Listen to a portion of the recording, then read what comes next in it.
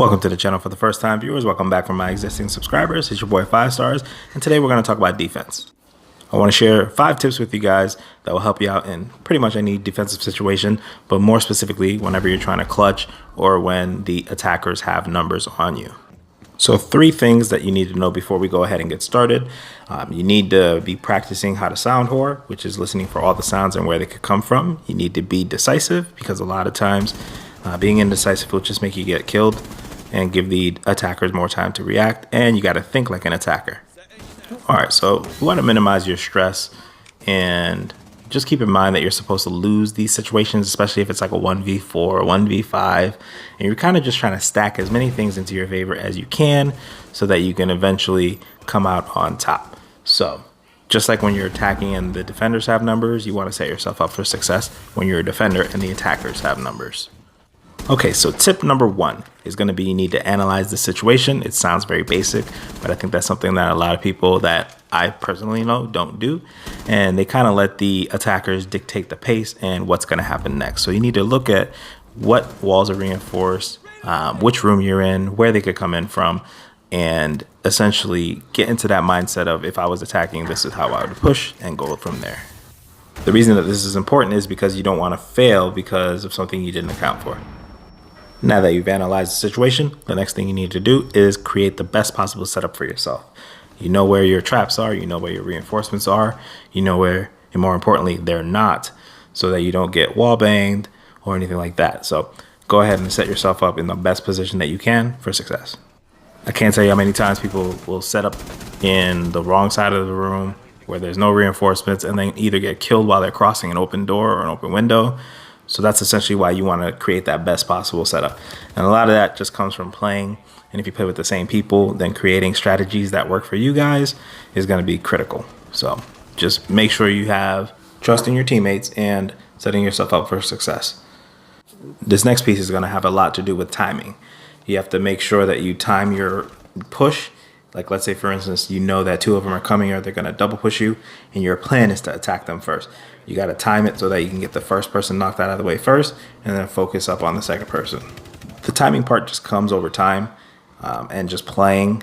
Trust your teammates' call outs. And a lot of times when you're sound whoring and you're getting good call outs, this just comes a lot easier for you as well as more play time. Don't be afraid to lose these situations because like I said at the beginning of the video, a lot of times you're supposed to lose that situation. That's why it's a big deal for some people when they do come out on top. The 4th tip that I have for you guys is that you have to play to your strengths and kind of shield your weaknesses. So if you don't have the best aim, then you want to make sure that you're already pre-aiming where you think they're going to come in and kind of try to funnel them into the specific area that you need them to be in order for you to have that successful shot. If your weakness is bad positioning and you have really good gun skill, then you might want to kind of be in the open, kind of just ready to take on a firefight. For me, I have really good positioning, so my gun skill is decent. I don't want to go up against like really, really great players just out in the open, especially from long distances. So what I like to do is keep a line of sight and, just set up myself so that, like, for instance, here, I'm kind of holding onto this wall. And as they start to push, I'm taking them all out. I ended up getting an ace here, which was pretty crazy. It was my first PC ace. I'm terrible on PC, by the way, but that's a side note. But that's essentially what you want to do is just play to your strengths.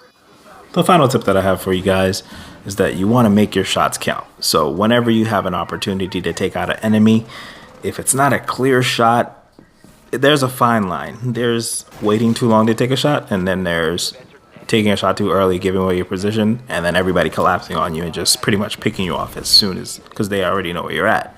So what you want to do is you want to make your shots count. If you got a good shot, go ahead and take it. You should be aiming around head level.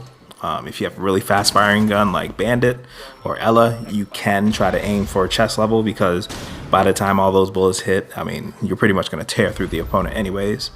So with them, it's a little bit different than if you have somebody that shoots a little slower like a Smoke or like a Kapkan or anybody like that. You want to aim head level. This last piece is not a tip, but it is a rule of thumb.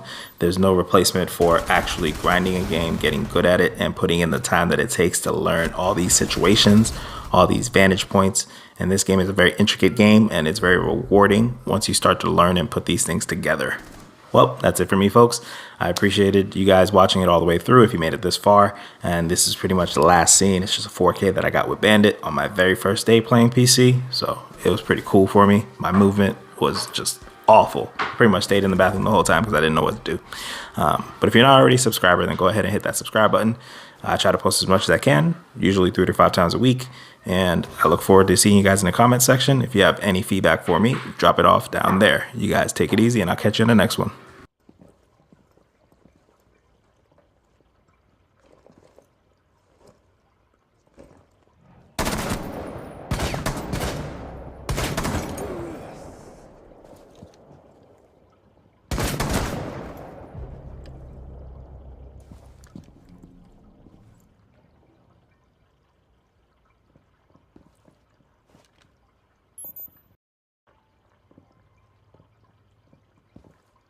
Down to 15 seconds. One friendly remaining. Time expires in 10 seconds. 5 seconds remaining. One op 4 remaining. You're out of time.